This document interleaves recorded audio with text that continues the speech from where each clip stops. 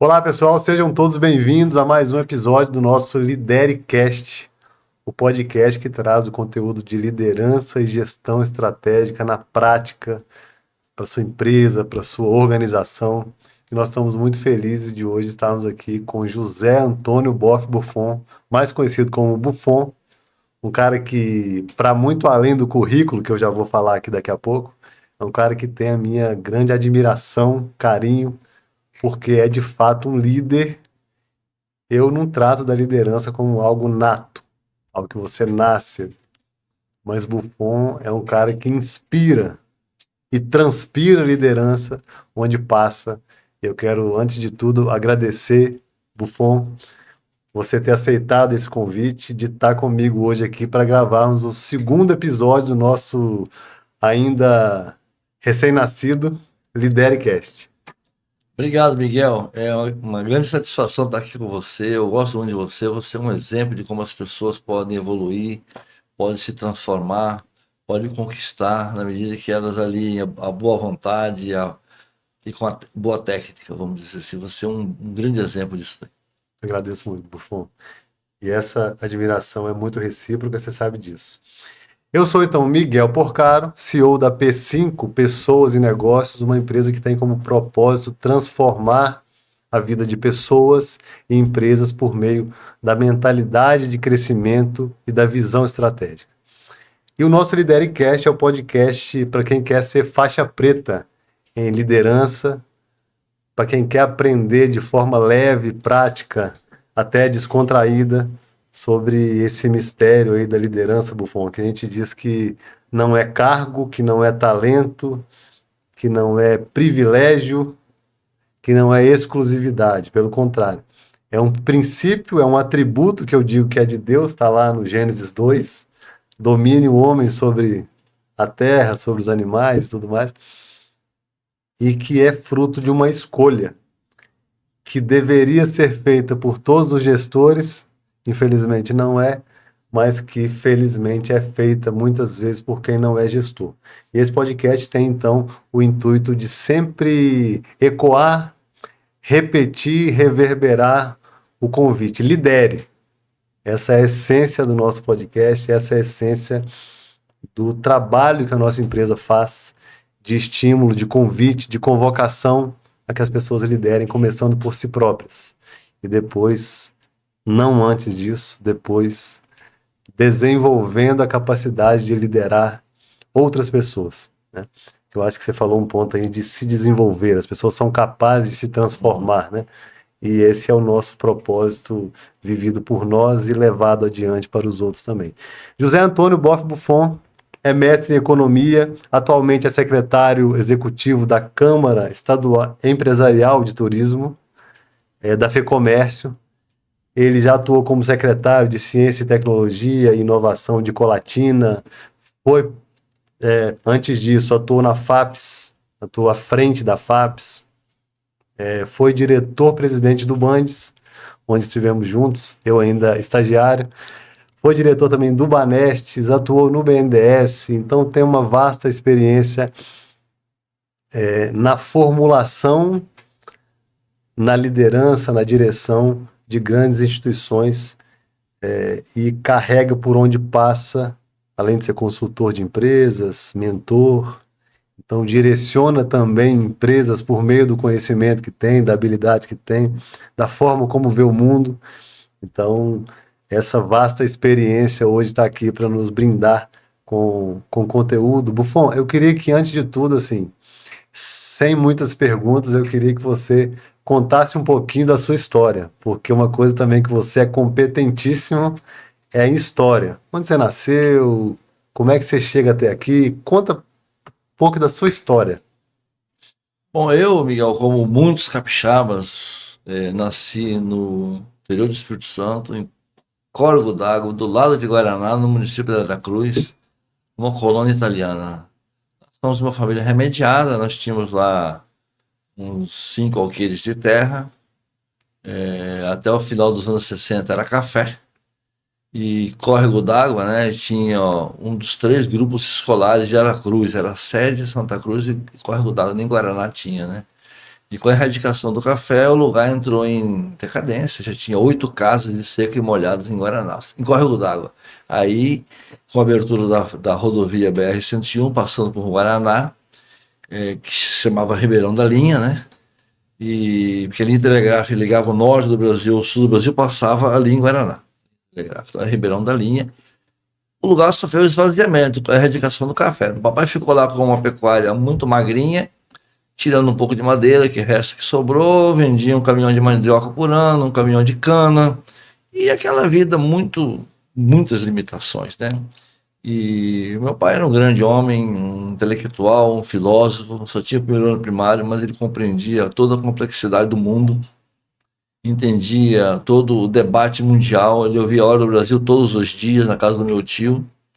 E a minha mãe é o contrário, minha mãe é pé no chão, né? Tem uma novela chamada O Feijão e o Sonho, nos anos 70, que meu pai era o sonho e minha mãe era o feijão.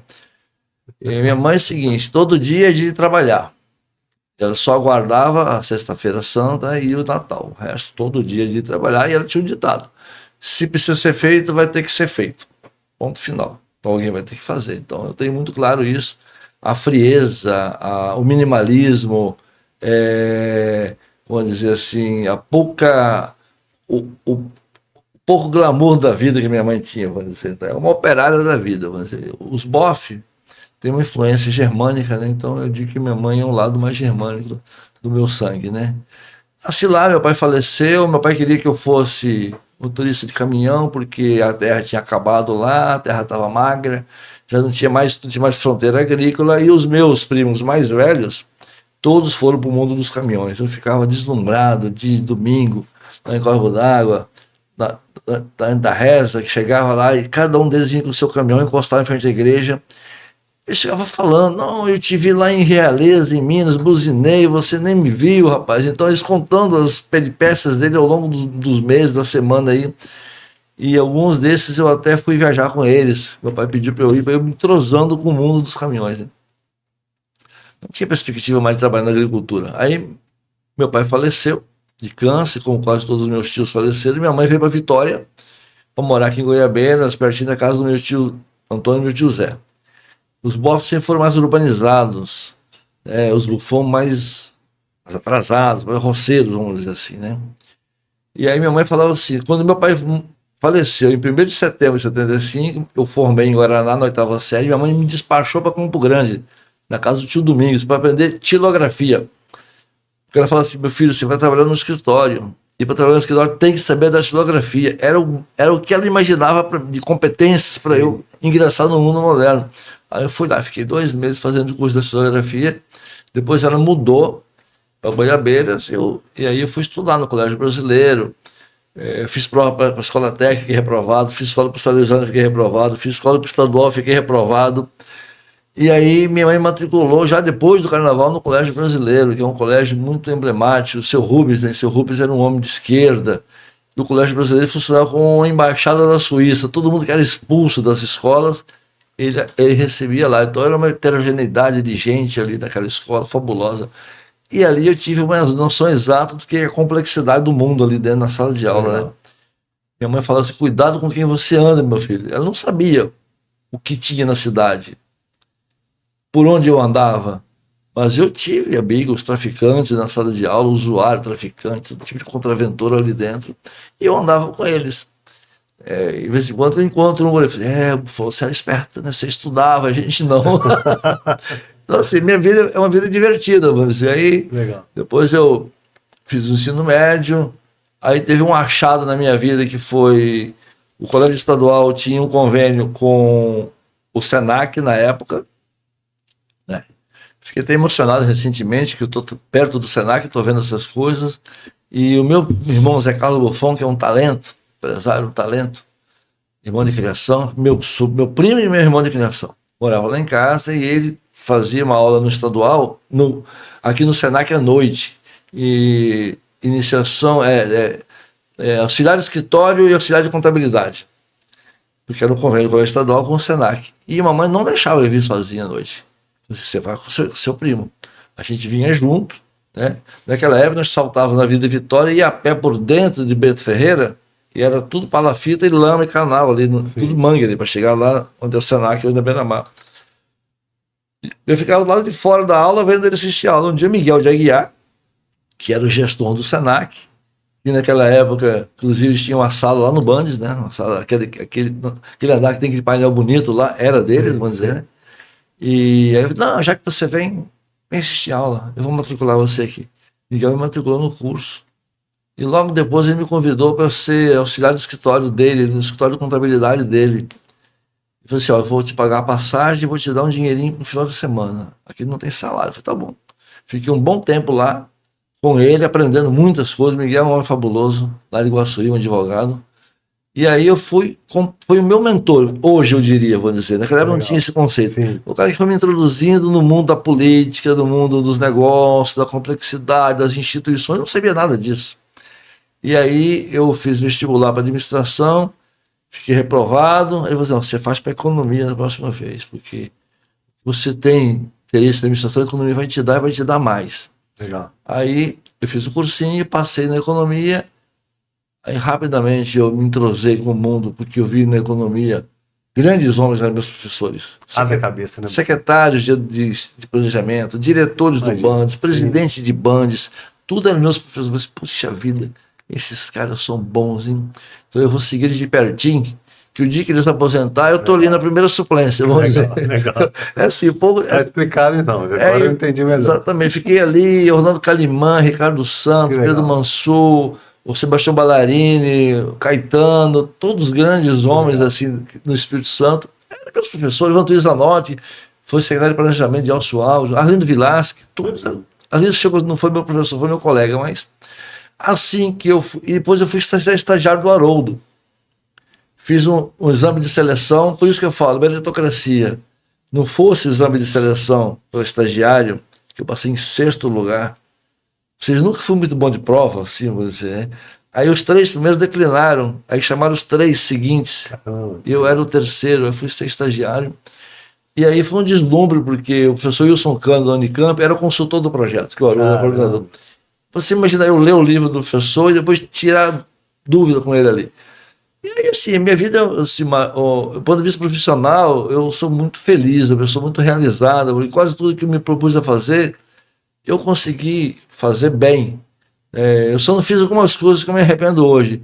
Não ter estudado mais econometria e métodos quantitativos, e não ter estudado inglês mais profundamente, não ter aprendido a nadar, e nem a dançar. São 4, e andar de moto. São as coisas. Porque você fala que tem inveja de mim. Porque você dançar, são essas coisas que eu não me propus a fazer. Compensação, eu dirijo muito bem, graças a Deus. Eu tenho uma história sobre isso. Eu dirijo muito bem. E eu aprendi a dirigir com 28 anos. Primeira vez que eu peguei um carro, botei 80 quilômetros. Assim, mas é isso que é dirigir? É muito simples esse negócio. Então é isso, um pouco da minha história, né? E aí. Depois tem mais alguns capítulos adiante, quando eu coordenei 2 grandes pesquisas da UFES, o Haroldo era coordenador geral, eu era coordenador técnico dos trabalhos, quando eu voltei do mestrado. Fui o primeiro capixaba a passar em Campinas, no mestrado da Unicamp. Eu estudei 2 anos para fazer aquela prova. Quando eu cheguei no meu último ano de faculdade, eu falei para os professores o seguinte, eu estou me preparando para o exame da ANPEC, fazer a prova em Campinas, eu vou fazer um acordo com vocês. Se eu ficar reprovado, eu volto semestre que vem e faço todas. Se eu ficar reprovado em Campinas, eu faço todas as matérias no ano que vem, não tem problema nenhum. Mas se eu passar, eu gostaria que vocês me aprovassem pelo meu coeficiente de rendimento médio, que eu já tenho acumulado aqui no curso. Uns não aceitaram, mas teve uns que aceitaram, então me descarregou um pouco o tempo de eu estudar, né? Legal. E fiquei 6 meses dentro do meu quarto, estudando, parecia um prisioneiro. Mamãe abria a porta, jogava um prato de comida, eu almoçava e voltava a estudar, vamos dizer assim, ali dentro. Passei em 3º lugar na Unicamp, fiz um bom mestrado, fiz uma boa tese, e depois coordenei outra pesquisa. Aí o Carlos Américo Pacheco, que foi meu colega de doutorado em Campinas, depois ele foi meu professor em Campinas, e aí ele me chamou e falou assim, Bufão, pega esse trabalho de pesquisa que vocês fizeram da UFRGS, vem desenvolver teoricamente ali aqui na Unicamp. Aí eu fui para lá. Só que no último semestre do doutorado, eu já com o exame de qualificação feito, Paulo Artung fez umas consultas aqui locais, aqui com algumas pessoas, Orlando Calimã, com João Roberto, Vera Nassif, próprio Haroldo, e eles me recomendaram que eu conversasse com ele. Ele fez uma entrevista comigo, eu acho que ele gostou da entrevista e ele me levou para o BNDES. E aí eu abri um parênteses da minha vida que até hoje não se fechou.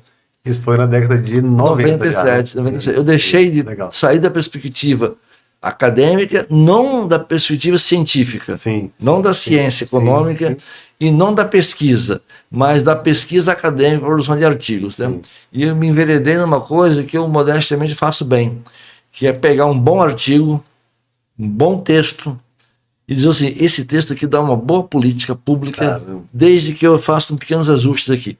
Então, às vezes, eu pego o texto de um professor, pesquisador, ele nunca pisou no mundo real, mas ele frequentou todas as vertentes da pesquisa, da teoria, das escolas, do pensamento, estudou casos, olhou o mundo e escreveu uma política pública. Mas eu falo assim, mas essa política é maravilhosa, mas ela não opera, não roda, porque falta ela um elo aqui. Ou esse elo aqui é demasiadamente burocrático, vai atrapalhar. Eu tenho essa habilidade hoje de pegar um texto científico e transformá-lo numa política pública. Eu me orgulho muito das coisas que eu fiz nessa perspectiva, entendeu? Ô, Buffon, eu te conheço há, vou fazer a conta aqui, 18 anos, né?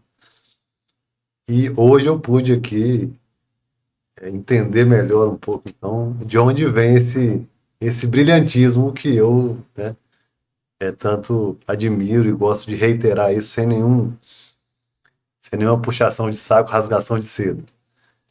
Mas quando você fala da sua mãe e do seu pai, eu acho que tá aí a grande explicação de onde o fruto deu, né? Porque você fala que seu pai, um filósofo intelectual, né, assim, dentro daquela realidade, e sua mãe mais prática, fazer o que tem que ser feito. Né? Sim, exatamente. Então, quer dizer, você tem exatamente esses dois perfis, exatamente. Né? A intelectualidade, a filosofia, a capacidade, que eu acho muito nobre, assim, de entender símbolos da vida, assim, né? De entender teoria, de entender... Você é um craque de analogia, de contar história, né? Então, assim, essa capacidade intelectual, de formulação filosófica, com essa capacidade de execução, é o que faz você ter trilhado com tanto êxito essa jornada. E que bom que o poder público, a administração direta, ou as autarquias, ou as empresas públicas puderam contar com essa sua mente e essa sua capacidade de execução, não é isso? Miguel, você falou uma coisa interessante, assim, que só tardiamente eu fui entender isso, que você falou exatamente. Na minha cabeça roda os dois softwares, ao mesmo tempo são residentes, ao mesmo tempo. Eu falo que eu me divirto como Buffon e eu trabalho como Boff. Legal. Os dois, e eu sei exatamente quando um está saindo e o outro está entrando em operação, o outro está rodando, vamos dizer assim, né? É do dia a dia isso, eu trabalho como Boff, é prioridade, foco, método, perseverança, controle total das coisas que estão sendo feitas. E quando isso aí sai de cena, entra... Eu assim, por que eu não poderia fazer tudo isso diferente? Podia fazer isso melhor, podia fazer... Aí é o meu lado do Buffon. Então, vai dar 18 horas, sai o Boff e entra o Buffon na cena. Que legal. Exatamente, eu me divirto como Buffon e trabalho como um Boff. Exatamente, as duas famílias maravilhosas que a gente tem. E eu equilibro bem essas coisas, né? E é isso mesmo que você falou. Eu tenho a capacidade... Agora, eu sou um cara disciplinado. Eu falo assim, a semana tem 10 turnos. São 5 dias úteis. Então, eu pego sempre um turno da semana e não faço nada, só leio coisas novas. Legal. Então eu fico ali, que é esse? Que é? É 10%. Né? Eu tenho 10% do meu tempo, né? Vamos dizer, eu uso ele, vamos dizer assim, para estudar. Intelecto. Aí assim, eu ouço um assunto. Aí eu vou lá, baixo um monte de arquivos, de textos, crio um programa que equivale ali a umas 40 horas, porque eu sou professor, sei montar um programa de ensino, monto um programa equivalente a 40 horas e eu vou até o fim do programa. Que legal. Entendeu? Então, toda semana eu paro umas 5 horas aí. E volto a dizer, exatamente... Seu pai e sua mãe. Tem gente que, Boff e Buffon. Tem gente que faz muito preparo físico. Eu falo, não, você pode correr, não é natural no homem, não. O homem não corre. Cadê os primatas? Os gorilas correm, chimpanzé corre. Não corre. Não, por que o humano tem que correr? Tem que correr, vamos dizer assim. Então, eu faço exercício, mas é para a mente. Que legal. Para a mente. Faço isso aí para a mente e sou bem disciplinado nisso daí. Eu tenho escrito cada vez melhor, o que eu levava às vezes 2 dias para fazer o artigo. Estou fazendo hoje com 25 minutos um artigo. Caramba, Mas é uma técnica, né? Porque eu aprimorei uma forma de escrever. Depois eu quero saber essa técnica aí, que eu tô precisando dela. Você faz três parágrafos. Ajeita os parágrafos, depois você faz a introdução, depois você faz uma conclusão, depois você faz a introdução. Entendeu? Parágrafo de 5 a 10 linhas cada um. Entendeu? 30 linhas, 50, 60 linhas. É o tamanho dos artigos que cabem nesses colunas do jornal, etc. Mas já sai rapidamente. Agora, para fazer aquilo, eu tenho uma reflexão muito longa para trás. Claro. Eu não sento ali para... o que eu vou escrever agora? Não, eu já tenho o texto na cabeça. Os 25 minutos são o fechamento. Eu saio de casa, eu levo 42 minutos, 40 minutos lá de Manguinhos, não sento aqui, já começa. Ali eu escrevo o artigo. Legal. Ali está todo escritinho na cabeça, e aí só boto no papel. Então, assim, eu acho que é isso aí. E eu tive a sorte de ter ido para o BNDES com o Paulo Artung, lá é uma escola de Brasil. Lá eu trabalhei com os caras que são fabulosos. Aí me apresentaram lá a área social do BNDES, tinha muita gente de esquerda, gente formulador de política pública, gente que tinha rodado o governo federal, tinha feito muitas coisas. Sim. O Zé Serra era ministro do Planejamento e presidente do Conselho do banco. Então, quando o governo federal precisava de uma política pública inovadora, ele ligava para o banco, caía na aula do Paulo Artung e caía com a gente.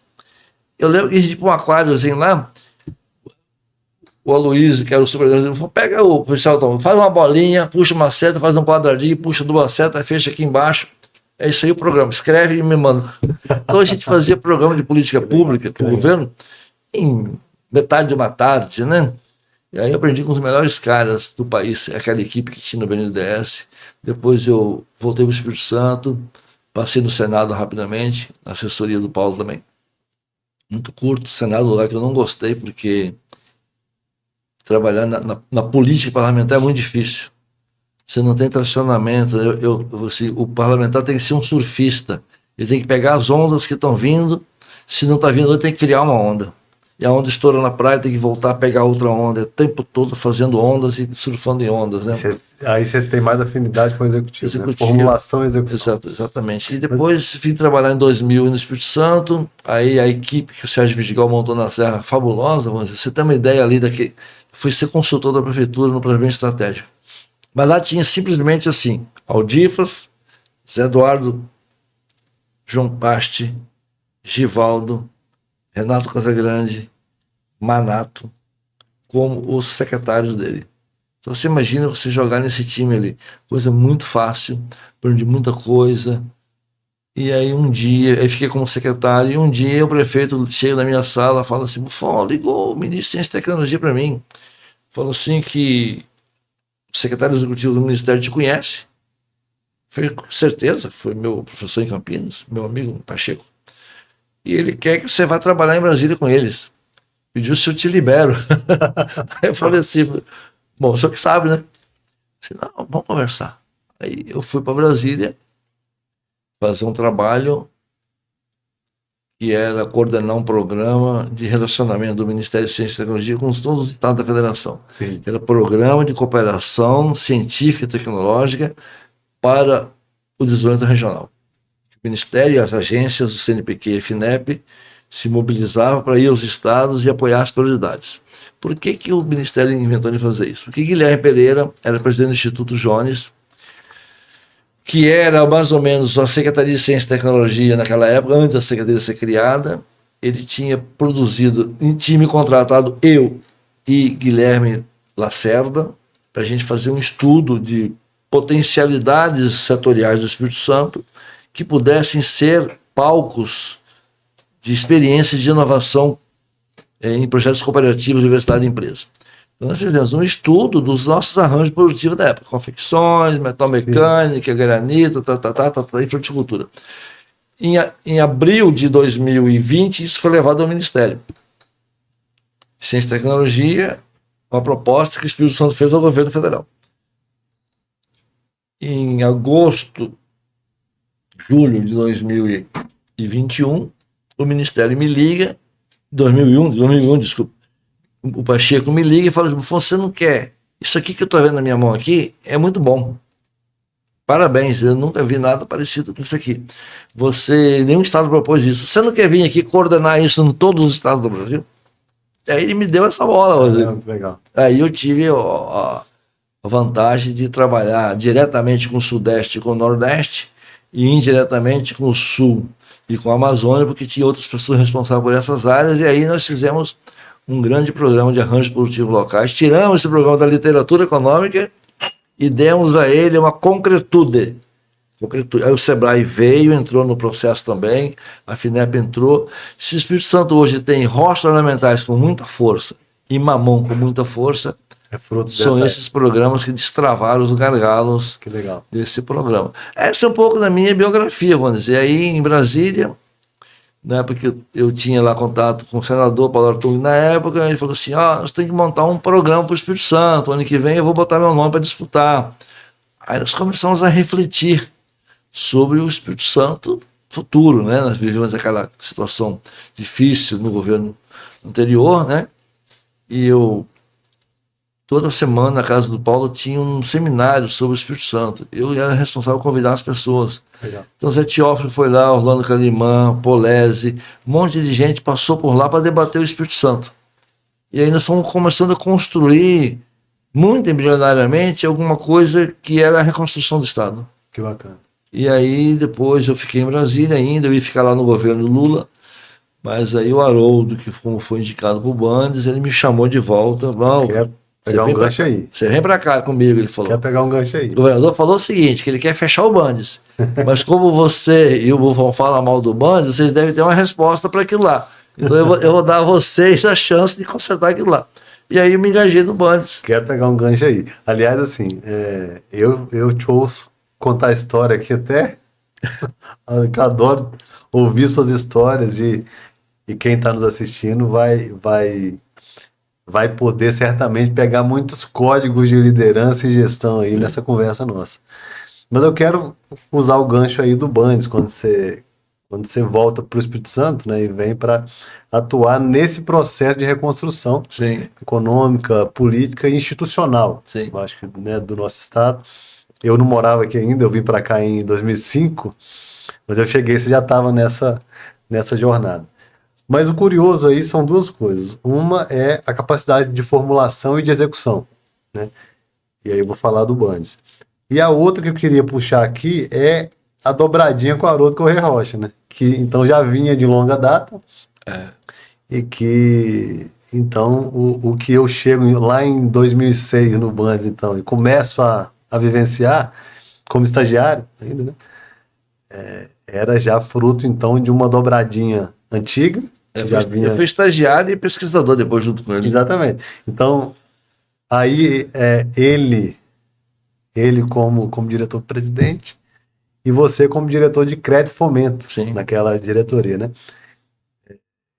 E era muito, muito viva, e aí eu falo como estagiário da época, assim, era muito viva a liderança de vocês e a gestão. Porque, assim, eu falo que liderar é inspirar vontade com transparência. É autorizar o sonho das pessoas. É levar as pessoas a fazer o que você quer porque elas querem. Isso. Assim, quer dizer, o líder, eu gosto de uma frase que diz que ele sabe, ele anda e ele aponta o caminho. Quer dizer, e a Bíblia fala, instrui o menino no caminho em que deve andar. Não é instrui, ensina o caminho, ensina no caminho que deve andar e até quando envelhecer não se desviará dele. Então, assim, por diversas matrizes você tem ensinos consistentes como esse, né? Sim. Então, a liderança nesse aspecto, né? E a gestão no sentido prático de fazer os processos, de construir os projetos, de formular, de acompanhar, né? De botar meta, botar data, botar número. Data, exatamente. Então, eu queria que você tentasse de forma resumida para a gente, porque tem muita coisa que eu quero puxar aqui. Assim, como que foi essa história do Bandes? Assim, como é que vocês conseguiram fazer tão profundamente? Porque o trabalho que vocês fizeram lá foi profundo, né? tanto na questão de formulação, de estratégia, mas também um trabalho de inspiração, de motivar as pessoas, de engajamento, de mobilização. Aliás, na metodologia que eu desenvolvi, ela é autoral, mas ela é fundamentada em experiências teóricas e práticas. Eu chamo de mágica humana. A mágica humana nas organizações, na minha visão, ela tem 5 pilares. Identidade clara da empresa, quer dizer, definida a identidade da empresa, você constrói um planejamento estratégico, você tem que ter liderança para a condução desse planejamento, você tem que gerar mobilização, você tem que ter reconhecimento. Então, com esse ciclo virtuoso, você ativa e acelera a mágica humana. E vocês tiveram a capacidade de dar identidade, de formular plano, de liderar e de formar novas lideranças, de mobilizar e de gerar reconhecimento. Eu lembro do estagiário sendo reconhecido. Eu lembro do Haroldo indo lá apertar a mão do estagiário, de terno lá, a gente se sentia importante. Isso é reconhecimento, isso é uma pílula de reconhecimento. Então, como é que foi esse poder que vocês tiveram, essa capacidade que vocês tiveram, essa veia que vocês pegaram ali? Miguel, assim, eu vou dizer assim, parece presunção, mas assim, tudo que foi feito lá é uma obviedade. Não tem mistério, não tem um segredo, não tem uma carta escondida, vamos dizer. O que foi assim? Foi compreender que o Banco de Desenvolvimento do Espírito Santo é uma instituição fabulosa. O Espírito Santo contemporâneo tem muito do que o Bandes fez na década de 60 e 70. Mas o banco o conceito do banco se desatualizou. Sim. O que se pedia de um banco de desenvolvimento no começo do século XXI? O que se pedia dele? Não era o que o banco estava entregando. Porque era um banco muito burocrático, assim, no sentido pejorativo da palavra, sim, muito refratário, muito elitizado, baixa produção, pessoas... Não é pessoa desmotivada, pessoas acomodadas, porque ali, o último concurso que foi feito, as pessoas já estavam casando, os filhos dessas pessoas já estavam casando dentro do banco. Você tem uma ideia, que era 22 anos atrás, o último concurso já tinha sido feito. Então, a gente conversa, o que é o conceito de um banco contemporâneo de desenvolvimento? O que ele faz? Né? Ele pode fazer várias coisas, mas não pode ser uma iniciativa gourmet, tem que ser de escala. Ele tem que ter escala, ele tem que ter volume. E aí o Gilson Domingues Cardoso falou assim, um banco que não empresta, não presta. Perfeito. Ele tem que ir. Isso. Vai ir por onde? Quais os caminhos? O banco não tem agência.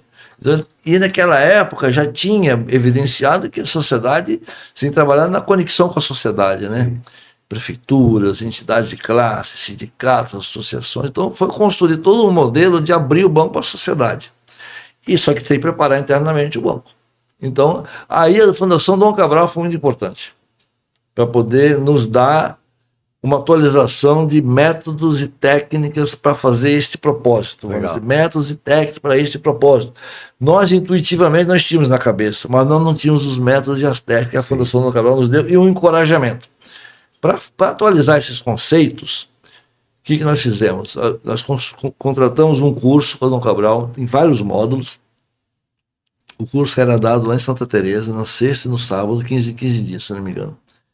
E a gente pegou cada gerente e cada segundo, cada sucessor eventual ou imediato. Sim. Tanto o cara antigo, que tem experiência, quanto o promissor, né? A gente não discriminou nessa época. Então nós colocamos, acho que 34 pessoas neste curso lá em Santa Teresa para estudar os vários módulos de gestão, marketing, estratégia, legal, etc., relações com clientes, tudo mais lá.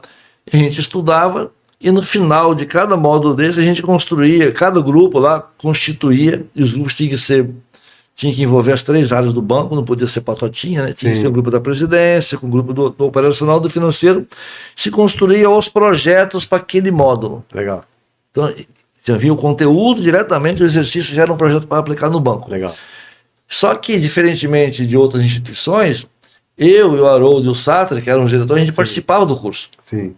E a gente nunca sentava junto. Cada um num canto misturado. Então a gente também fazia o curso. A gente frequentou o curso, fazia exercício, respondia chamada, vamos dizer. Desculpa, é a liderança que anda, É, que sabe, anda e aponta o caminho, né? Não Depois, tava só apontando. depois nós íamos para o Tava andando. Barelite tomar jurubeba e cachaça, levava o pessoal Legal. junto para ir, vamos dizer assim. Legal. Então foi aí. E o que aconteceu? O último modo foi o modo da estratégia, do plano estratégico. Nós já sabíamos para que o banco serviria, nós já sabíamos quais eram os conceitos e as técnicas contemporâneas da época de gerir um banco, Legal. como é que ele tem que se relacionar com a sociedade, como é que ele tem que entender o cliente, já tinha tudo sido discutido no curso, e já tinha projeto para tudo isso. Então o módulo final foi consolidar todos esses projetos Legal. num projeto estratégico para poder ser executado. Se eu não me engano, foram 16 projetos que saíram daí, ou pouco mais talvez. Não tinha mais debate, controvérsia do que podia fazer, porque já tudo ficou evidenciado ao longo da capacitação. Mas deixa eu jogar um ingrediente aí então, que aí você continua. Tem a frase do Peter Drucker, né? Diz que a cultura come o planejamento no café da manhã. Sim. Outros dizem que ela bebe de canudinho o planejamento. A cultura bebe planejamento de canudinho. Cultura, eu entendo que é um conjunto de comportamentos consolidados de determinado grupo, né? Que serve para apoiar a estratégia. Servem, né? Sim. Para apoiar a estratégia. Mas também, num processo de necessária mudança de cultura, a cultura pode ser um entrave à execução da estratégia, né? Aí eu queria que você incluísse nessa sua resposta, já para passar código para os nossos telespectadores, assim, como que você sai da formulação, do estudo, da construção de projetos, da formulação do plano para boa execução? Porque a execução foi brilhante. Sim, né? foi. Com todas as dificuldades que são naturais, que são inerentes, mas ela foi tão brilhante quanto a construção do plano. Sim. Me parece ter sido. Cultura, só um reparo que eu vou fazer. Cultura se cultiva. Sim, claro. Ela não com está certeza. dada ex ante. Não A tá. cultura se cultiva. Quando você chega, existe uma cultura. Né? Mas você vai cultivar. Você cultiva uma nova cultura. E a cultura tem que ter poda de condução e poda de condução e poda de frutificação. Muito bom. Então você tem que podar a árvore que você está cultivando. Legal. Entendeu? Então você não produz automaticamente. Então você tem que dirigir a formação dela. O que nós fizemos? Nós criamos lá Liderança faz isso, né? A gente dirige a formação. Haroldo conduziu lá um processo de constituição de um outro processo que perpassava o processo tradicional do banco. Tem o processo das operações de crédito e o processo de mudança da instituição. Foram dois processos. Legal. Nós elencamos os gerentes dos projetos todos. E eles tinham o mesmo poder que um gerente de linha. Mesmo poder. E tinha uma oficina lá, que era mensal, que chamava-se Agenda Conexão. Que tinha um gerente que pilotava isso, que era Sandro na época, e fazia o seguinte: cada gerente de projeto relatava para todos os gerentes de projeto e a diretoria reunida, e todos os gerentes de linha no auditório relatavam o andamento do projeto deles. E nós abrimos uma reunião de diretoria nessa reunião. E a ata não tinha pauta, mas a ata estava aberta. Então o gerente falou: não, porque não me autorizaram a viagem para ir a São Paulo ver não sei o quê. Viagem autorizada, bota na pauta. Ou seja, os gerentes de linha que funcionavam como entrave deixaram de ser entrave porque eles viam que na reunião de conexão nós íamos decidir tudo que o processo precisava. Que legal. Então essa agenda de conexão deu uma fluidez às coisas, porque a gente, às vezes, você conversava isoladamente com o gerente do projeto, mas não era, a conversa era sempre pública, dentro do auditório, lá, e com a diretoria reunida e a Amélia, o chefe de gabinete, lavrando a ata, aumentar o número de estagiários, deliberar isso, deliberar aquilo, destinar uma sala específica para isso, autorizar a viagem de servidor, trazer um consultor, tudo era decidido ali na hora. O problema aparecia, o gargalo aparecia, se resolvia, se decidia na hora, próximo para falar. E aí a gente deu uma fluidez muito grande. Agora, uma coisa que mobilizou a casa muito grande foi um compromisso meu e do Haroldo, que nós, como profissionais de economia, que defendíamos o banco, criticávamos, mas defendíamos o banco, era o nosso compromisso de entregar um banco muito melhor do que nós pegamos. Legal. De nós restaurar o papel e a importância do banco no Espírito Santo. Então nós temos um compromisso de restaurar a credibilidade e a importância do banco. E isso os funcionários todos queriam. Todos desejavam. porque eles se sentiam colocados de lado na gestão pública. Então todos abraçaram isso. E aí você fala da liderança. Tem 2, 3 lideranças na casa que a gente conquistou com esse propósito. Um é o Gilson, o outro é o Satra, e a América era chefe de gabinete. Essas pessoas que tinham liderança... Já estavam lá. Já estavam lá. Chegaram. E eles tinham uma liderança muito grande. Legal. Quando a gente não tirou o Satra da diretoria financeira, nós fomos do governador defender o nome dele, o banco sentiu, não, esses caras vieram aqui para ajudar o banco. Que legal, cara. Porque o Satra era a grande liderança da casa, né? Que legal. Uma reputação absurdamente absurda a reputação dele. E aí essas pessoas compraram o projeto e foram criando as ondas. E quando a gente assumiu o compromisso de reformar e restaurar o prédio, e dizer que o prédio ia ser muito mais bonito, que ia ser o prédio mais bonito do centro de Vitória, mais moderno, isso aí selou um compromisso muito grande com a casa. E aí é o seguinte, as metas foram vindo fluindo. Quando que a gente podia esperar o funcionário do banco até meia-noite, colocando o projeto na plataforma do BNDES, sem pedir uma hora extra? É estagiário. Sem pedir hora extra. Eu ia para lá no sábado. Nunca foi pedido uma hora pizza, extra. Comer churrasco lá com Everaldo. Quando eu saí do meu apartamento, que era na Cidade Alta, eu via o pessoal com a luz acesa lá trabalhando. Peguei uma champanhe de Fórmula 1. Era mezanino, quinto andar? Peguei aquela... As luzes acesas? Peguei aquela champanhe de Fórmula 1, botei em cima de um armário e falei assim, ó, primeiro grupo a bater a meta, pode abrir a champanhe. Que legal. Pensa bem nisso daí, como é que foi. Então, eu tive outras experiências muito boas também. A experiência da FAPES foi muito boa. E de Colatina foi espetacular, vamos dizer. Mas a do banco foi a mais completa, porque nós mexemos em tudo. Sim, no operacional, no estratégia, na comunicação. Imagino. Foi todo. Foi um aprendizado. Foi uma reestruturação completa, né? Exatamente. E o banco está até hoje ali funcionando bem, vamos dizer, bem. Não, e tem muito, eu não estou lá há cerca de 2 anos, mas tem muitas marcas ainda dessa transformação de quase 20 anos atrás, né? Agora, eu não sei se as pessoas vão entender, mas você deu uma verdadeira aula agora da essência da transformação das instituições. Tem um livro do Hubert Joly chamado O Coração do Negócio. Um livro que você não leu ainda, você vai ler, que você vai se ver nele, você vai ver muitas boas lições ali. Ele conta sobre a história da Best Buy, né? E como que ele, quando chegou, a empresa estava em vias de quebrar mesmo, com o surgimento da Amazon, né? Com toda essa revolução na tecnologia. E aí, quando ele assume o mercado, no caso dele, olhava e falava assim, agora é só enterrar mesmo, que ele não tinha experiência no varejo, mas ele conta como que foi que, ao contrário de todos os prognósticos, ele fez a empresa decolar.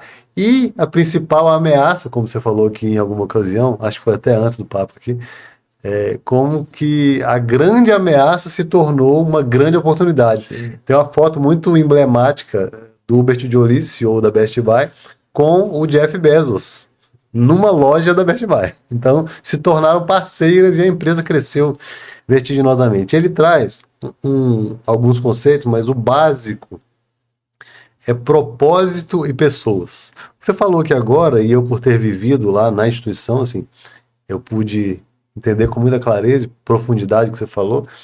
Você resgatou o propósito institucional e das pessoas conectadas a esse propósito. Das pessoas e trabalhar na melhor, estar ali. Da melhor instituição do Espírito Santo. Você sabe que eu fiz isso na Gerac em 2017. Numa gerência, eu fiz mais ou menos um laboratório disso que vocês fizeram na instituição como um todo.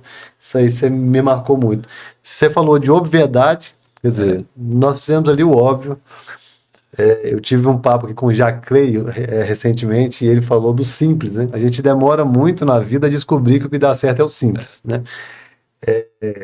Então, obviedade, simplicidade, exemplo.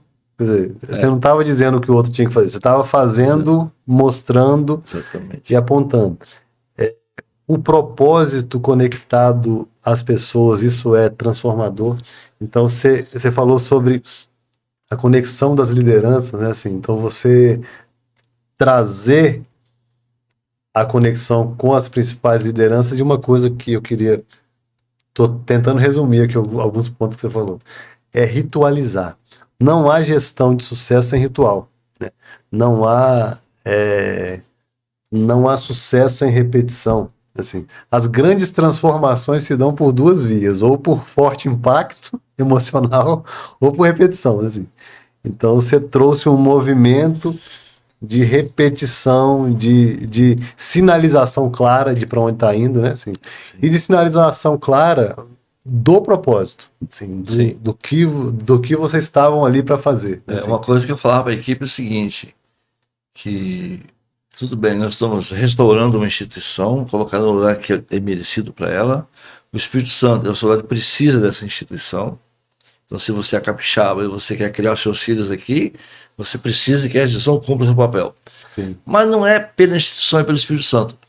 Faça por você. Sim. Porque ao fazer isso e fazer com sucesso, um dia você vai ter uma narrativa e dizer, tá vendo aquela experiência passada? Eu participei daquela experiência. Não foi uma experiência sem sal, uma experiência sem sabor. Foi uma experiência emocionante, trabalhosa, difícil, que eu participei daquela experiência. Senso de pertencimento. Exatamente. Então você tem uma história a contar, né, sobre aquilo lá. Porque eu, assim, uma regra que eu utilizo onde eu trabalho, geralmente quando eu vou trabalhar numa instituição que me chama por designação, eu entrego mais do que eu recebo. É uma inequação. Você tem que entregar mais do que aquilo que te paga. Que quando você sair da instituição, você leva mais do que você deixou. Muito bom isso. Você leva mais do que... Então você leva mais do que você deixou. Entrega mais do que recebe. E quando foi embora, na saída você vai fatalmente levar mais do que você deixou. Então, vou dizer, porque aí você vai construindo uma carreira profissional, uma carreira, e a carreira profissional você não faz na literatura, nos textos, você faz na experiência vivida, porque aqui dentro vai formando as conexões, os caminhos, as trilhas na sua cabeça, que vai te colocando cada vez mais capaz de fazer. Um dia desse eu falei para minha esposa assim, ela falou assim, você não pensa em aposentar, não, assim, parar de fazer as coisas? Eu falei assim, não, eu estou me preparando, acho que estou preparado para um desafio difícil na minha vida. Eu estou esperando realmente um desafio que teste todas as minhas possibilidades. Caraca, me coloque no limite do limite do limite, vamos dizer. Porque as que eu participei foram fáceis. Fáceis no seguinte sentido, de que você aplica a obviedade e as coisas acontecem, vamos dizer, né? Um time não pode ser campeão só se defendendo. Ele tem que fazer gol. Perfeito. Mas se ele só atacar trabalhadamente, ele vai tomar logo 2, 3 gols e não vai se recuperar mais, vamos dizer. Sim. Então tem que ter um equilíbrio nas organizações, que eu gosto muito de futebol, que futebol é a alegoria da vida, né? Nada depende, total. Nada depende tanto do talento, do improviso, como o futebol. Perfeito. E nada depende tanto de planejamento, método, organização, repetição e treino como o futebol. Sim. Nada depende tanto do indivíduo quanto da equipe. Então é o futebol, por isso que o futebol é o esporte mais amado no mundo. E você traz isso para as organizações? O Everaldo, que gosta muito de futebol, eu conversava muito com ele, então quando eu queria chamar ele para conversar, eu puxava o futebol, porque ele compreende muito bem isso daí, né?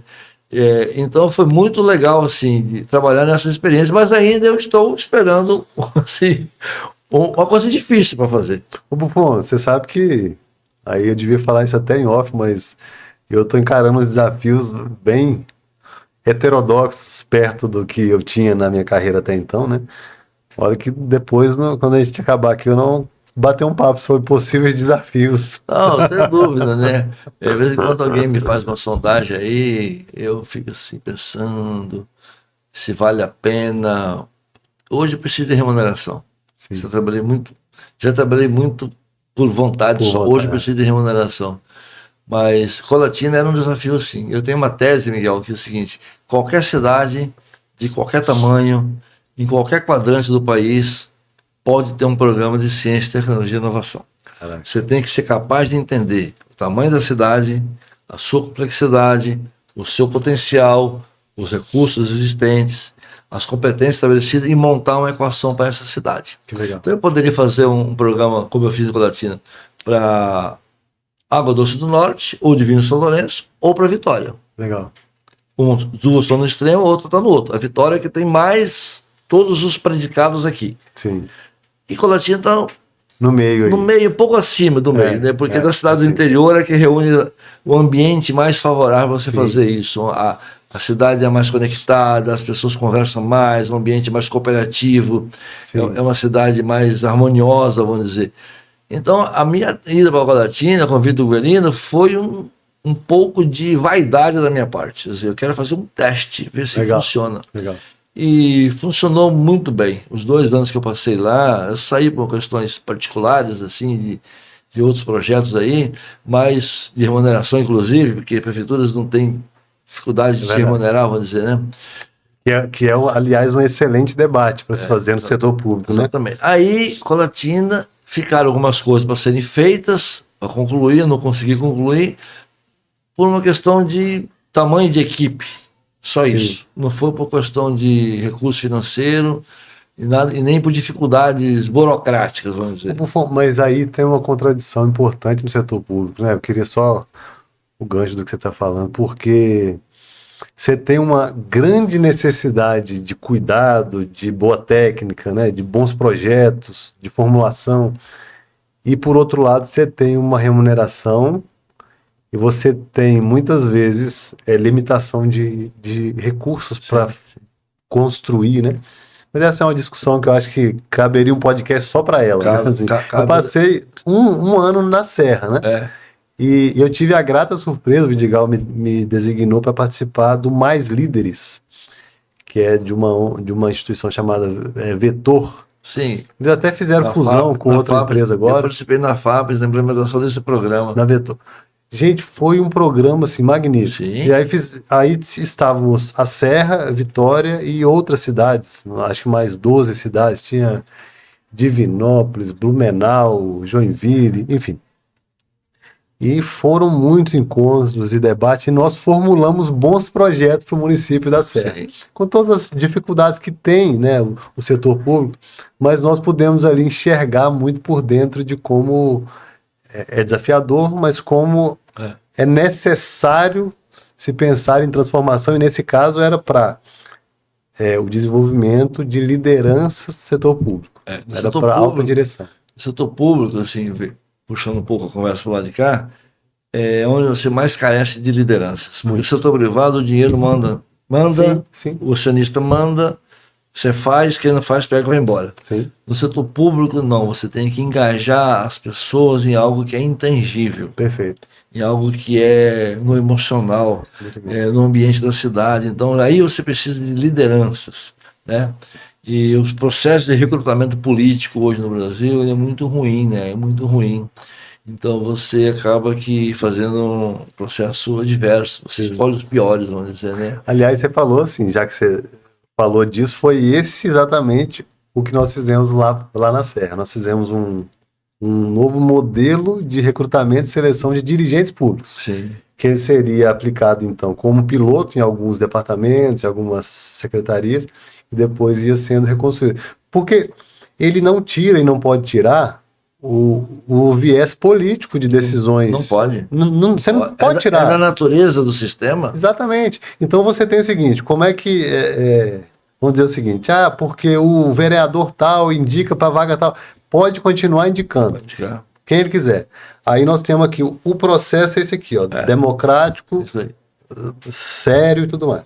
Então você pega ali o quê? Conhecimentos, habilidades, atitudes, quer dizer, quais são as competências para esta posição, e você vai fazer o processo avaliativo. Sim. Tanto curricular, quanto testes dentro da necessidade para essa vaga. E aí depois que você faz as etapas do processo, você tem ali 2, 3, 5, né? E aí o gestor escolhe, né? Com critérios técnicos, políticos, mas ele tem a liberdade de escolher, né? Assim. Você participou do Bandes de tudo lá. Como é que era contratado os agentes de crédito? Os agentes de crédito eram cargos comissionados da prefeitura. Exatamente isso, um modelo excelente. Exatamente. A prefeitura mandava lá, pegava lá na gaveta aquele monte de currículo e mandava pra gente. Aquele monte de currículo. Pode mandar do filho, do vizinho. A gente fazia uma triagem neles e fazia uma seleção. Perfeito. E depois uma capacitação. Muito bom. Para funilar e engajar. Exatamente. A indicação era política na origem. Exatamente. Mas é isso, porque você tem que conviver com esses dois mundos. Se você tira a política do processo, você está tirando a sociabilidade do processo, vamos dizer. Pode. Como é que você vai ficar? O que é as tiranias? As tiranias é onde se suprime a política da sociedade. Sim, a tirania é isso. Né? E a política é onde você permite a sucessão e a rotada de poder por vias pacíficas. Né? Vamos dizer, é isso que é a política, a essência da política. E muita gente desconhece esse processo. Então, você encontrar um bom líder político, ele tem que ter formação, ele tem que saber liderar, ele tem que ter valores, Perfeito. ele tem que ser uma pessoa que se preocupa com as pessoas, Muito mas se bom. preocupa com o dinheiro, com os processos. É muito difícil. Se fosse fazer um processo seletivo para prefeitos do Espírito Santo, muito poucos prefeitos que estão hoje eleitos passariam nessa prova. Nessa prova aí que você Essa colocou. prova passaria, como de resto, secretários também, às Sim. vezes, como também secretários, vamos dizer. Mas é o processo que nós temos. O que nós temos que fazer é aperfeiçoar esse processo. Aperfeiçoar, exatamente isso. Aperfeiçoar esse processo. E aperfeiçoar requer coragem, requer, né? Agora, eu queria resgatar e a gente fechar um raciocínio de um ponto aqui. Você falou do simples, das obviedades, a liderança é pelo exemplo, né? Eu também gosto muito de uma coisa que você tem a reflexão, que é de trazer coisa da teoria para a prática. Sim. E aplicar, né? Tem um conceito que eu ouvi de um grande nome, que é o professor Amir Elkouba. Eu fiz o MBA em desenvolvimento humano, né, de gestores. Ele deu aula e ele falava de vários conceitos muito emblemáticos, e um deles é de equipes de alta performance. E aí eu vou falar exatamente o conceito que ele nos deu. Equipe de alta performance, ela alcança excelentes resultados, alinhados a objetivos estratégicos, com autonomia e autogestão definidos, e com satisfação pessoal e profissional. Aí eu fui, quando veio o conceito, eu olhei para a minha prática, caraca, isso faz sentido. E quando eu olho para a sua experiência que você falou, especificamente aqui do Bandes, mas certamente outras, não existe segredo. Pode não ser fácil, mas é simples, há processo, há método, né? Alguém já fez, né? Você pode demorar o tempo que for para descobrir qual parafuso apertar, mas apertar não é difícil, né? Assim. Então, quando eu olho para esse conceito, eu vejo, cara, excelentes resultados. Então, eu tenho métrica, eu tenho que definir o que é excelente. Alinhados ao objetivo estratégico. Então, eu tenho planejamento estratégico. Sim. Tem estratégia. Né? Autonomia e autogestão. As pessoas, elas sabem o que tem que fazer, fazem, e elas têm liberdade para isso, elas têm espaço para criar, para desenvolver, para realizar, né? E satisfação pessoal e profissional. Não tem como você ter excelentes resultados, alinhados ao objetivo estratégico, autonomia e autogestão, e não ter satisfação pessoal e profissional. Você concorda com esse conceito? Você acha que vai para a prática e é verdade? É isso aí. Eu nunca li literatura de liderança. Assim, eu sou um cara que... Eu leio assim, o que eu fiz na vida? Você devia escrever na literatura de liderança. Nunca li assim, grandes livros. Eu li 1 ou 2 textos assim, mas o que eu... Como é que eu aprendi muita coisa? Eu aprendi grandes líderes pegando fragmentos de frases, fragmentos de pensamento de grandes líderes. Vamos dizer, porque a gente aprende às vezes muito mais ouvindo um depoimento. Eu aprendi muita coisa de economia com os professores da Unicamp, sobretudo com o Mário Posses, quando ele falava assim, aqui está dando aula, é o programa. Aí a gente fazia uma pergunta um pouco fora da aula, aí ele criava. Sim. Aí a gente via ele criando. Aí, se não estava escrito nenhum do livro dele, não. Ele falou, dá um tempo aí, vou pensar. Tô pensando. Ele fala. Aí, quando eu vi, ele pensava em voz alta. Quando eu vi ele criando e fazendo as coisas, eu falei, é isso que eu quero, é isso que as coisas funcionam. Então, eu aprendi muito de liderança, lendo biografias, lendo pessoas de depoimento, porque é o seguinte, a literatura, ela é fria. Perfeito. Por isso que eu gosto de ver jogo antigo, porque as pessoas têm a ideia de idealizar o jogo antigo como se fosse tudo perfeito, maravilhoso, o time entrou em campo, ganhou de 4-0. Não, veja o jogo. O time ganhou de 4-0, mas o time foi pressionado o tempo todo. Sim. Entendeu? O domínio de bola era do outro time, o outro time perdeu muitos gols. E você fez 2 gols meio por acaso, e no finalzinho, né, foi um impedimento que o juiz não deu, vamos dizer, entendeu? O primeiro, aliás. Então você tem que ver a circunstância das coisas. Então, eu gosto de ver muito assim, gosto de ver gente narrando como que criou os programas, como que foi feito, como foi a decisão. Às vezes ali no afogadilho ele teve que decidir, baseado nas coisas que ele tem.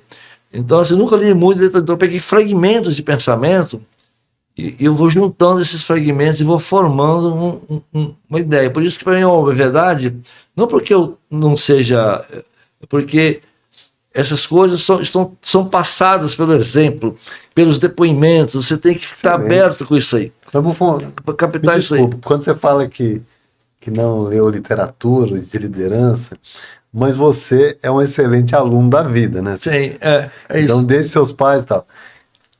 E quando você fala, por exemplo, que gostava de ler biografia, Sim. O que é biografia? É o relato do que a pessoa fez, né? Sim, então, assim, quando você tem a capacidade de ler os símbolos da vida e você está acompanhando, você bebe de fontes dos professores que você teve, dos seus pais, das biografias que leu, você está bebendo da fonte primária dos conceitos de liderança. Quer dizer, exatamente. Eu escrevi um livro que é O Segredo da Liderança Eficaz da Vida Feliz.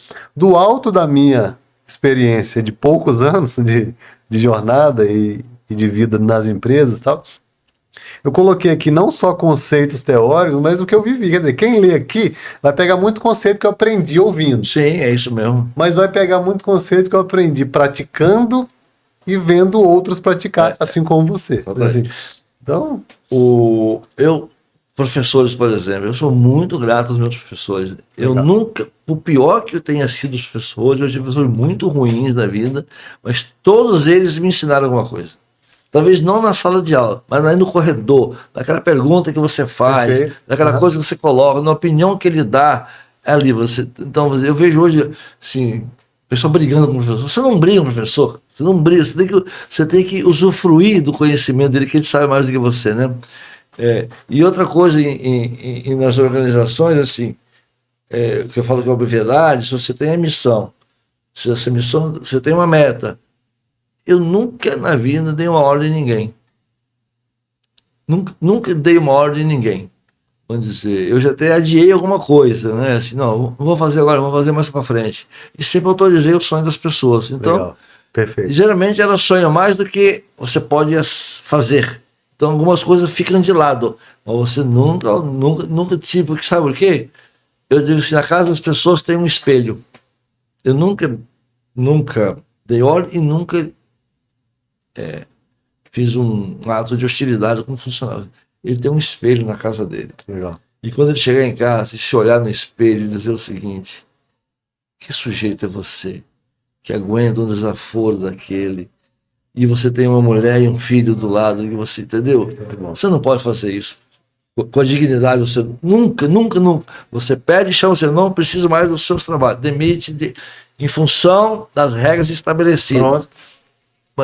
Mas não faça isso, porque ele tem um espelho na casa dele. Dedique-se a criar bons planos, boas regras, boas... E aí ele vai chegar em casa e ele vai transferir toda aquela situação desconfortável para frente. Não faça isso, nunca. Buffon, eu estou muito feliz, cara. Eu acho que eu tinha notado algumas coisas aqui. Não. Eu falo que você é um líder visionário. Você enxerga além da curva, aliás, uma frase sua. Você tem no seu carro 2 retrovisores, um retrovisor aqui na frente, mas tem GPS, para-brisa. E eu dirijo o seguinte, quando eu estou numa fila, 6, 7 carros pequenos, 2 caminhões. Eu dirijo com o olho do cara que está lá na frente. Não dirijo com o meu olho. Eu tenho uma câmera instalada no caminhão. No caminhão lá na frente. No carro pequeno que está atrás do caminhão. Quando ele sai lá, eu saio aqui. Mas você acha que eu ia esquecer? Se ele foi, eu vou também, mano. Eu dirijo com o olho lá na frente. Então, você achou que eu ia esquecer, mas eu não esqueci, não. Que você falou uma hora aí que você aprendeu a dirigir com 28 anos. Você dirige bem e tal. E aí eu anotei aqui para resgatar essa história. 2008, eu já estava na empresa do Kiko Bastia. Sim. Nosso querido Kiko, falecido. Pessoal, em 2018. Uma grande perda, né? Se tem céu, este cara tem que estar lá. Ele tem que estar lá. Só fez bem na humanidade. Um cara diferente, um cara fora da curva, né? Mas em 2008 eu tinha acabado de entrar na empresa dele e tinha aquelas reciclagens, aqueles encontros regionais do nosso crédito, dos agentes, né? E eu tinha acabado de ser integrado ali ao ambiente do nosso crédito, após o estágio no Bandes. E aí tinha uma reciclagem dessa em Conceição da Barra. Nossa, lá em Aí cima. me falaram assim, não sei se você lembra disso. Aí falaram assim, você vai com o Buffon. Aí fomos Buffon, Bárbara e eu, no carro. A Bárbara, nossa, Eu, a gerente de comunicação. isso, isso. E ali eu fiquei surpreso com. Eu não dirigia ainda, então eu fiquei surpreso com três coisas. Uma, no começo eu fiquei com receio, que você dirigia bem, bem rápido, depois dirigia bem, fiquei mais calmo. E o outro que foi uma viagem de algumas horas, em que eu fiquei impressionado com o quanto você conhecia da agricultura e da Sim, economia do Espírito Santo, porque você foi dando aula daqui minha lá. vida profissional foi toda essa daí, eu vou dizer, né? Exatamente. Então, ali foi uma experiência muito bacana, que eu tive mais contato, afinal de contas, eu era estagiário, você era o diretor, por mais acessível e conectado que você fosse à instituição como um todo, a gente não tinha contato sempre. Aquele foi um contato, talvez, inicial É. mais próximo. E me marcou muito aquela viagem, mas ali foi muito do seu conhecimento da agricultura, da economia e do volante. E do norte, né? Eu conheço bem o norte também, vou dizer. Hoje Sim, eu conheço bem a história quase tudo. Parei um pouco agora de viajar, mas esse ano mesmo eu já andei 44 mil quilômetros. 44 mil? Esse ano. Aqui no estado, Aqui, de carro. de carro. Indo para o interior, para os Legal, eventos, ajudando as prefeituras, legal. ajudando os pessoal a trabalhar o turismo. No Bônus, meu padrão era 80 mil por ano. 80 mil? 80 mil quilômetros por ano. Quer Barete dizer, também. é alguém que está na cadeira da diretoria, mas está Reunião da diretoria vivendo ali.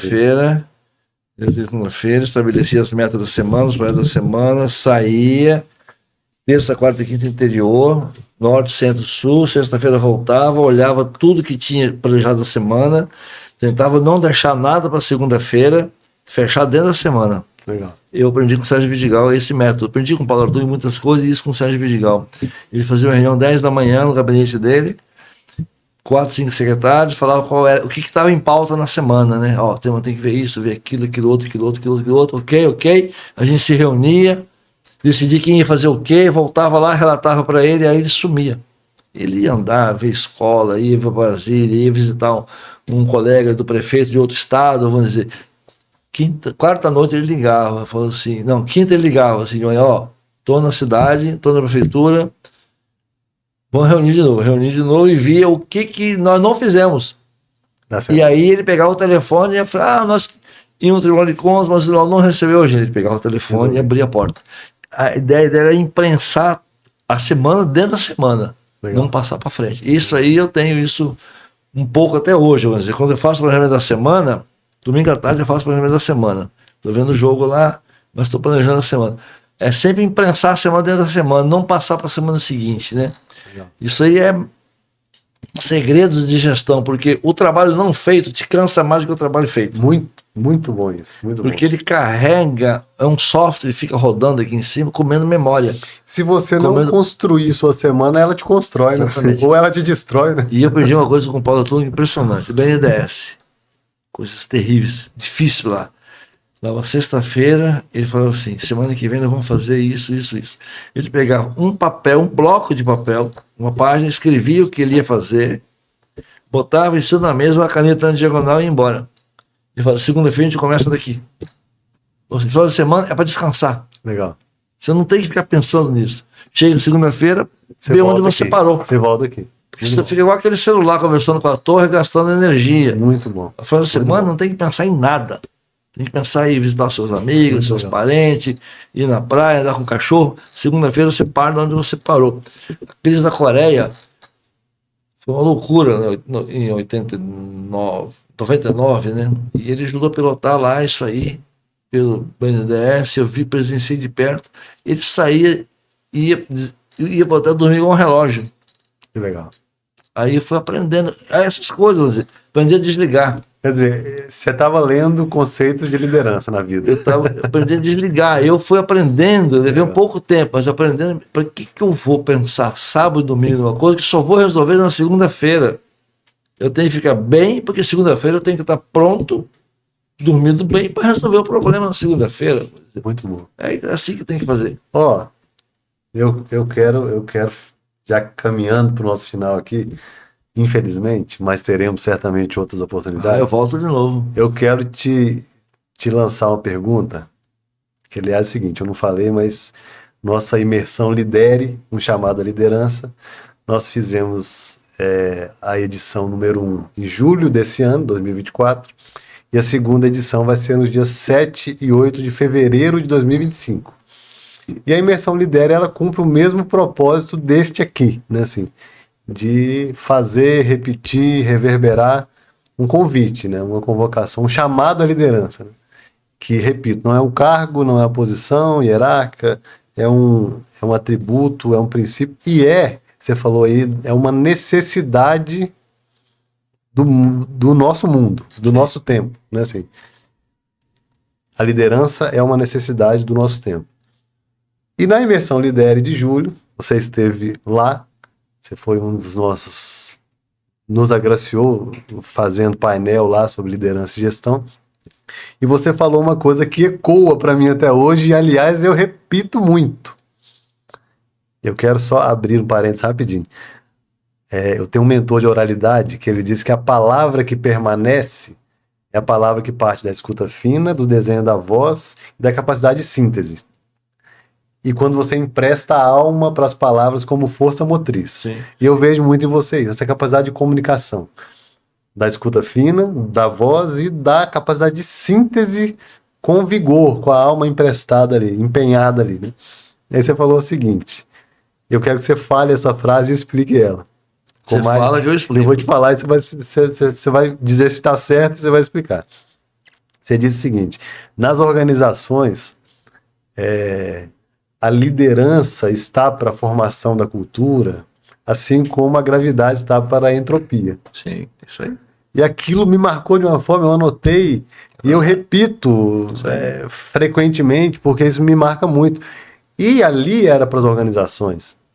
Mas eu não sei se você explorou esse conceito lá, mas eu tenho explorado muito na perspectiva da família, na perspectiva de casa, né?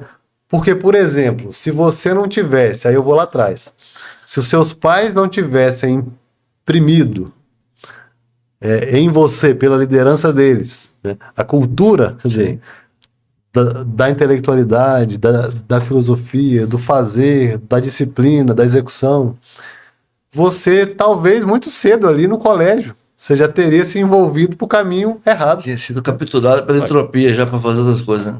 Oportunidade teve, não teve? Sim, muito.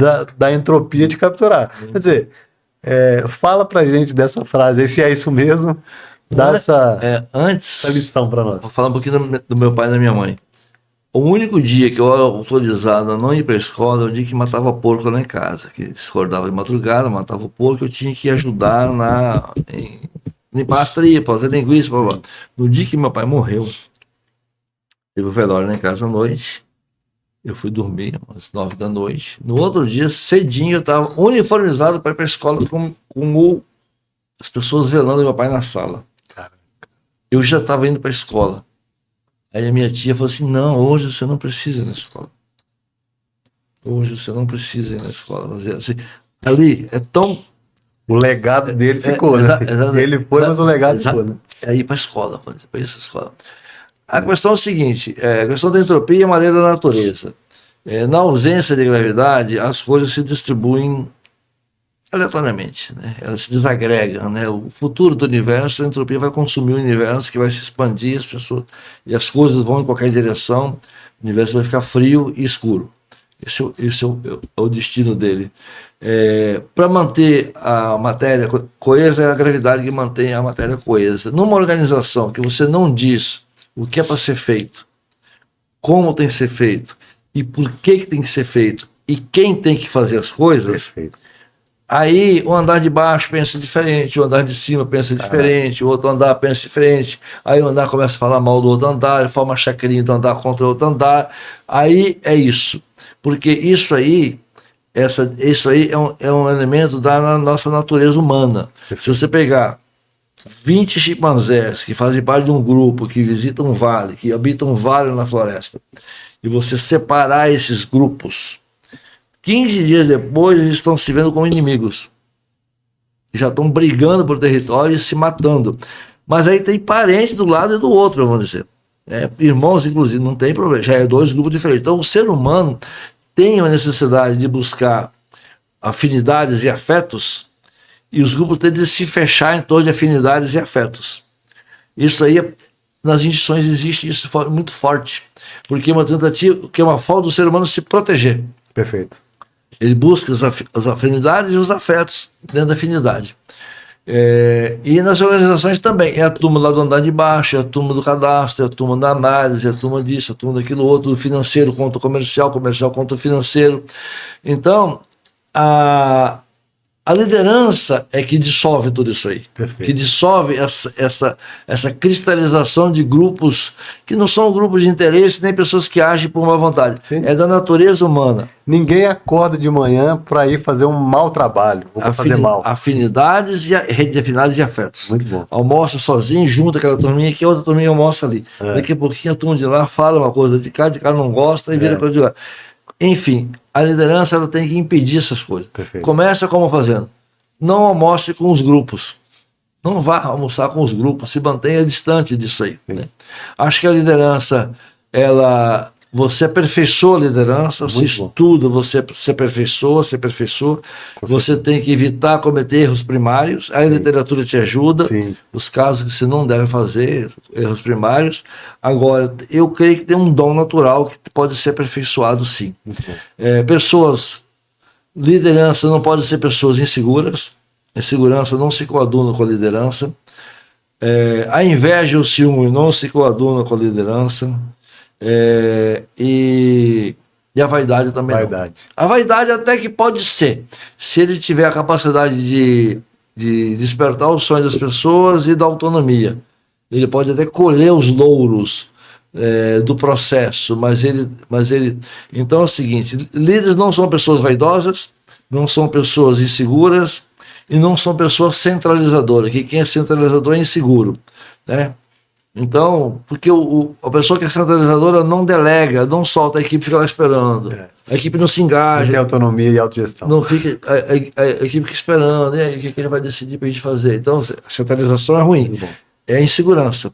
A vaidade, eu não vou fazer esse negócio, esse cara que vai falar lá. Por exemplo, prática lá do banco. Exemplo, toda vez que a gente lançava uma linha de crédito do banco nova, quem falava era o gerente que operava a linha. Não era o diretor do banco, nem o presidente. Porque ele é a pessoa que mais sabe da linha de crédito. Ele sabe das garantias, dos detalhes da garantia. É ele que vai ser a referência lá fora. O cliente vai procurar ele, não vai procurar mim. Então eu tenho que a carinha dele tem que ser vista lá fora. Não, é fulano lá que eu tenho que falar com ele. Então, assim, aí você delega. Então a liderança se forma assim, combatendo o centralismo, superando as inseguranças, combatendo a vaidade, vamos dizer. É assim que se forma uma liderança. Então você falou, liderança tem... Você pode ter sim já algumas coisas que vieram no seu software, mas esses 3 elementos eles podem ser desenvolvidos, né? A insegurança você pode desenvolver, né? A vaidade você pode também melhorar. Tem uma frase aqui, aliás eu vou te dar um exemplar do livro. A Maria Lúcia Guerra, que escreve aqui, ela fala no final do prefácio uma frase que me marca muito, e eu queria fechar aqui nosso papo com essa frase, que eu acho que resume tudo que nós falamos. Seremos melhores líderes quando formos melhores pessoas. Isso aí. Então, ser melhores pessoas... Sêneca disse uma frase que certifica-te de veres morrer os teus defeitos antes da tua morte, né? E aí eu tenho como lema na vida trabalhar arduamente em mim mesmo para lapidar e aprimorar minha capacidade de contribuir com os outros. Quer ver meus defeitos irem morrendo ao longo da vida. Miguel, uma coisa que eu aprendi assim, eu sempre fui o cara mais tímido na escola, sempre fui. Falava menos, mais tímido. As pessoas não sabiam jogar bola, não sabiam fazer nada de interessante. As pessoas me procuravam de prova em grupo, na sala de aula. E, inevitavelmente, os professores botavam eu para fazer o trabalho em grupo com meu primo. Então, ao longo dos anos, ele era o primeiro lugar e eu o segundo, em geral. E os alunos reclamavam, professor, divide esses dois depois de melhorar a nossa nota. Quando eu trabalho para fazer em casa, grupo de 4, 5, eu sempre pegava a coordenação do grupo. Por quê? Eu queria ter o controle absoluto daquilo que ia ser entregue. Eu jamais ia alienar minha nota na mão de pessoas que sabem Deus o que eles iam fazer. Então, cada um fazia um capítulo da coisa para poder justificar o trabalho deles. Mas eu pegava aquilo e largava de lado, fazia o meu trabalho e botava o nome deles, vou dizer. Porque aí eu tinha garantia que eu tinha uma nota a buscar. A altura do que você... Exatamente. Para mim, para o meu interesse. Eles acabavam ganhando uma nota boa por causa disso. Mas eu sempre fui o relator do trabalho. Sim. Sempre fiz isso aí. Então, aí eu descobri que eu tinha uma liderança. Eu chamava para mim a responsabilidade. Né? Só que isso aí é uma coisa que é muito tímido, ou seja, não tem a ver com extroversão, né? Tem a ver com chamar a responsabilidade, né? Sim. E na vida pública também isso. Não me jogo na frente, porque eu acho isso que não é necessário, mas quando a responsa vem, você pega ela para fazer. Isso eu posso fazer. Isso eu sou capaz de fazer. Entendeu? Não é que eu faço. Eu tenho capacidade de fazer. Talvez eu não consiga fazer, mas eu tenho que me propor nesse sentido. Por isso que eu sempre me dei bem trabalhando em equipes, né? Em equipes. E no Banner nós tivemos 2 grandes diretorias lá. Haroldo, eu e Sater, e depois eu, Sater e Everaldo. Sim. Fomos 2 diretorias assim que rodaram muito bem. Até 2010, né? A passagem do Guerino foi muito boa lá, porque o Guerino restabeleceu o espírito da gestão. O diretor anterior era muito negativista em relação a essas práticas. Sim. E aí, quando o Guerino veio, ele falou assim: tire tudo da gaveta e vamos fazer. A única coisa que ele falou, deixa com a gente, eu falei. Né?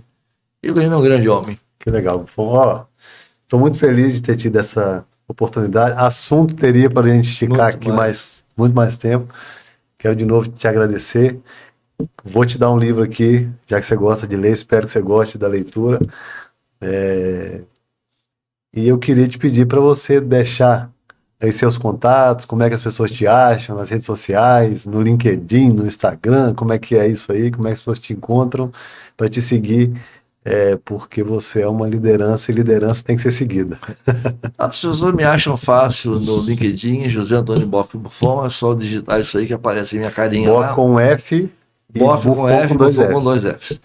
E no Instagram é Boff Buffon, um F só. Boff Buffon tudo junto, Boff com F só também me acha facilmente lá. E eu estou à disposição também para contribuir com um debate sobre a melhoria da humanidade. Como melhorar a humanidade, né? Nós estamos vivendo uma quadra muito difícil, as pessoas estão simplificando coisas que são muito complexas. Sim. O que está em voga hoje no mundo não é simplesmente uma temporada de esquerda e direita radicalizada, é o próprio processo civilizatório que está em xeque. Verdade. Porque tem gente querendo rever a própria Revolução Francesa, vou dizer. Então, isso é um debate para a gente fazer mais adiante. É o pêndulo. O pêndulo veio para cá e agora ele tende a voltar para lá, vamos dizer. Esse pêndulo está retornando. Sim. E China e Rússia contribuem para esse pêndulo vir para cá, sim, muito embora eles tenham as razões próprias deles. Então, é um tema para outro podcast, para outro episódio. É isso aí, mas tem que pensar longo prazo, pensar assim, secularmente, longo prazo, séculos e séculos encadeados, não é a conjuntura da semana. E você falou um aspecto assim, que para pensar, aliás, até assim, tem que se pensar em natureza humana, né? Assim, sim.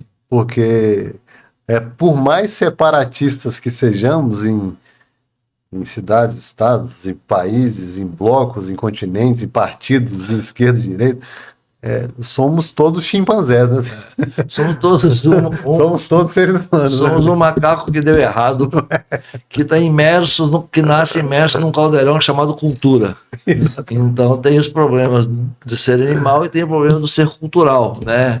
E essas duas coisas se combinam para formar as civilizações aí, né? Então você voltou num ponto que nós não vamos explorar agora, que é a liderança para que a cultura seja bem conduzida, bem podada, bem ajustada, para florescer, para frutificar, né? Mais do que nunca nós temos que ser vigilantes para não endossar projetos mirabolantes, projetos arriscados e projetos loucos que nos levem a uma enrascada. Temos que ter isso aí. Muito bom, Buffon. Muito obrigado de novo pela sua participação. pelo bálsamo que é o seu Obrigado, conhecimento, Miguel. a sua Céu. capacidade de transmitir história, de contar história e de ensinar, né? Isso é muito importante. Quero deixar um recado final aqui, eu não fiz no início, quero fazer aqui no final. Além da imersão Lidere, 7 e 8 de fevereiro de 2025, uma ocasião imperdível para tratarmos de muitos desses conceitos e outros numa imersão de 2 dias.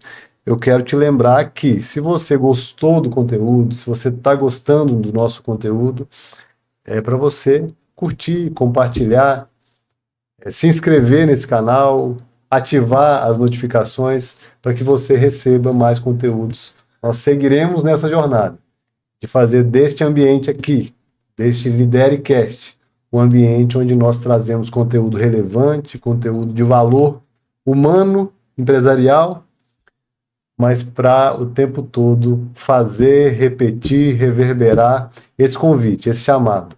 Lidere, começando pela sua vida, começando pela autorresponsabilidade e com generosidade, liderando as pessoas na sua casa, na sua empresa, no seu entorno, porque é disso que o mundo precisa, é disso que nós precisamos e é isso que nós estamos comprometidos, assim como você. Um grande abraço e até o próximo episódio.